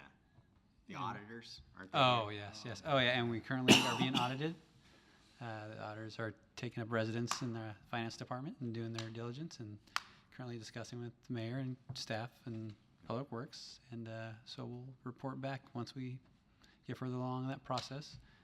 And I believe we will have an introductory interview scheduled soon. And An entrance conference. I did the interview this today. oh, this you did the afternoon. interviews today. Okay. Interview, so there'll be an entrance conference, and council members are invited to it if we get more than 4. It lasts about 7 minutes, usually. Yeah, so I don't know how we've done it here in the past. Typically, if the it's finance just the committee was Okay. invited to it, but, I mean, anybody could come to Okay, it. so we'll look for that. We'll do some calendaring and make sure we can get that on your agendas. It's coming soon. Yep. Mr. Bond? Yes, last week at the Planning Commission, unanimously recommended all comprehensive plan amendments as submitted. So those will be coming to you at work study next week for a final review and for approval. I had planned on the last meeting of the month, but it sounds like we want a light agenda, so I'll work that out with the mayor. The Planning Commission also is rescheduling their July meeting due to the 4th of July holiday, and so I believe we'll be taking the fifth Tuesday of July, the 30th or the 31st. And then meet a week later again? Yes, we have enough code to get through that I think it'll be worthwhile. We may even end up having a special just Planning Commission work study meeting to review the zoning code chapters. We got through about 2/3 of what we planned to get through this past meeting, and so I'd like to get us on our schedule that we set. Okay. Sharon? Nothing for me this evening, thank you. Okay. Brandy's out ill, so Janine's filling in. What do you got for us? The only thing I could think of is if we could schedule a council photo for the website. I know we've been kind of talking about it and trying to get a time when everyone's here. So I'm just not sure. And I know the 26th, many of you are out in conference. So I don't know if we could do it before the work study or the first Work study meeting gonna in work, or do you guys August. want to do it the first week in July? I won't be here. Or sorry, July, yes. Sorry. What's your preference? I have no preference. July. I would choose the sunny day. Yeah, I think I would as well. That would be after July 4th then. September, July 5th, it's sunny till September. Okay, so it sounds like the first meeting in July. Okay. And why don't you make sure that Friday before, so send everybody an email reminder. Definitely. Okay. So that's all I have. Okay. All right. Anything for the good of the order? Just real quick, tonight was South Kitsap High School graduation. So there's a lot of happy graduates out there. Countdown. the end of the school for you? Would you got how many days? We have 4 more days. 4 more days. We go Monday. All right. Thanks, Mr. Mayor. Okay. Mr. Clausen? Just a request, and I'm not sure if it would be best from our police chief, but with the Tremont construction project, my new commute trail is down Klein and out Bay Street to Bremerton. And I've got to say, our no left turn up at the top of Klein on the division has actually done quite well, except in the last week, I've seen 2 violators. One of them was a Washington State patrolman, and the other one today was a deputy sheriff. Whoops. So if our chief could maybe notify those 2 agencies of our law, apparently the signs aren't noticeable enough. Okay. Thank you. And I have got the draft, or actually I've got the, Brandy and I were working on the final summary of the retreat, and there were about 4 action items. One of them is Sharon's working on the tree policy and what trees we're gonna take responsibility and which ones we're not. And then there's about 4 action items for the chief, and we're gonna get a date scheduled, whether it's a council meeting or a work study, that he's gonna come and talk about staffing and the other questions that you had on from the retreat. So with that, I think we're adjourned. Actually, citizen comments, and now we're adjourned.